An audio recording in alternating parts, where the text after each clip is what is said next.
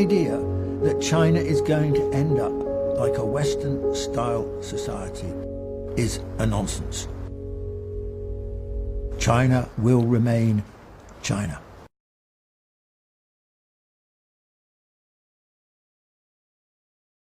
Now, there is a view in Hong Kong that Hong Kong did well in the period before 1997 because it was smart, because it was clever, because it was free, because it could get on with it, because it was with the British and so on. Now, I think that for the great part, this is a serious misinterpretation of history. Hong Kong did well between the late 1970s and the handover in 1997 because it got lucky. What do I mean by that? It got lucky because China in 1978 started to open up, bit by bit, step by step. It didn't open up fully until after the WTO agreement in 2001. So while it was still opening up in a piecemeal fashion, Hong Kong could take on some of the functions that otherwise China would have done. It would have like the front office in some senses for China. And so Hong Kong was the beneficiary of being able to do these things. One of these things, of course, was that if you were a Western firm, a European firm, an American firm, a Japanese firm, a Korean firm, and you wanted to access the Chinese market, the easiest stopping point initially was to do it from Hong Kong. So it wasn't that they were very smart, it was that they got lucky. They got lucky not because of the British, they got lucky because of China and the role that China was performing. Now, of course, after WTO, then China increasingly, I mean, if you wanted to open up in the Chinese market, why would you go to Hong Kong? It became irrelevant. If you want to open up in the Chinese market, go to Shanghai, or go to Beijing, or go to Guangzhou, or go to Shenzhen, wherever you wanted to go. But you wouldn't, by and large, choose to stay in Hong Kong. So the raison d'etre, the cause of Hong Kong's relative success in that period, disappeared. And Hong Kong had to find a new role in the period after 1997. So it wasn't China's fault that this happened. This was a change of circumstances in the relationship between China and Hong Kong. Now, another reason that the period since 1997 has been criticised, particularly by the British, say the former governor of Hong Kong, Chris Patten, would say, China's not been true to democracy and so on. Now, this, in my view, this is British hypocrisy. Britain ran Hong Kong for 155 years. And I'll tell you something, there was never a semblance of democracy. Did they ever introduce universal suffrage? Did they ever talk about universal suffrage?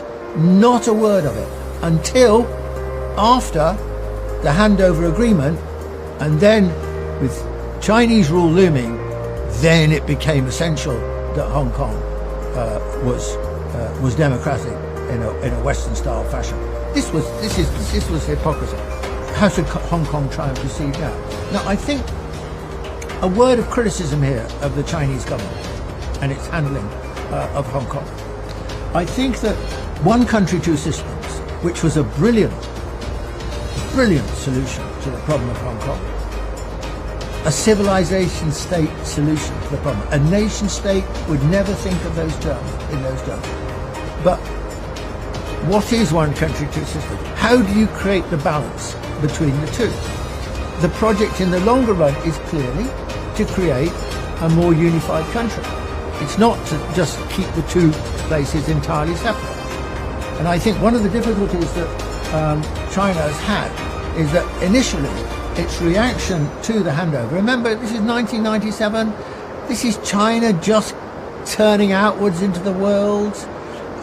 There was a lot of publicity questioning about how China will conduct itself as the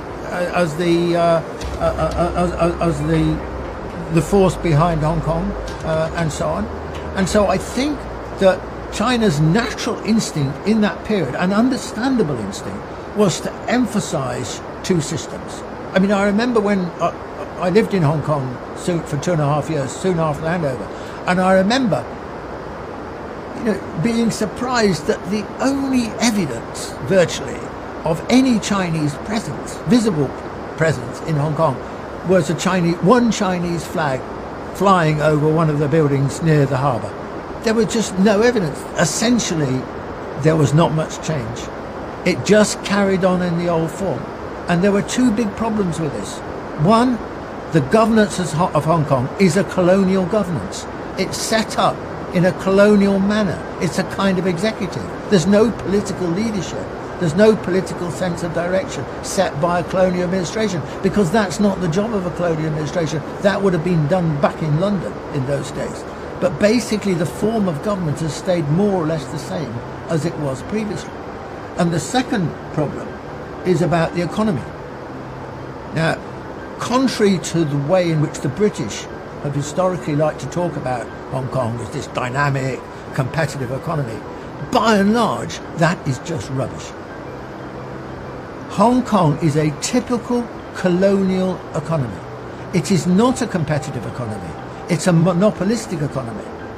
It basically preferred or empowered the tycoons to run Hong Kong, to divide up the spoils between themselves, above all in the field of property where most of the money was made. So this is an oligopolistic and monopolistic economy. That had to be changed. That has to be changed.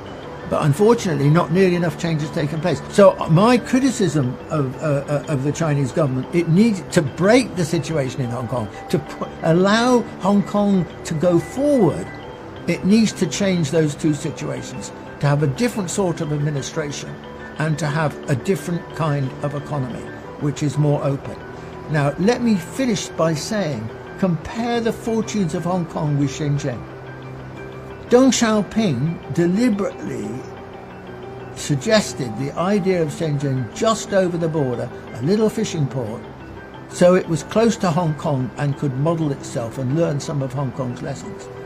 Now compare the situation of Hong Kong today with where Shenzhen today. Shenzhen has made absolutely electrifying progress. It is the technological centre probably of China. It is the second only to Silicon Valley in its technical competence and innovation. And Hong Kong? There's nothing like that in Hong Kong.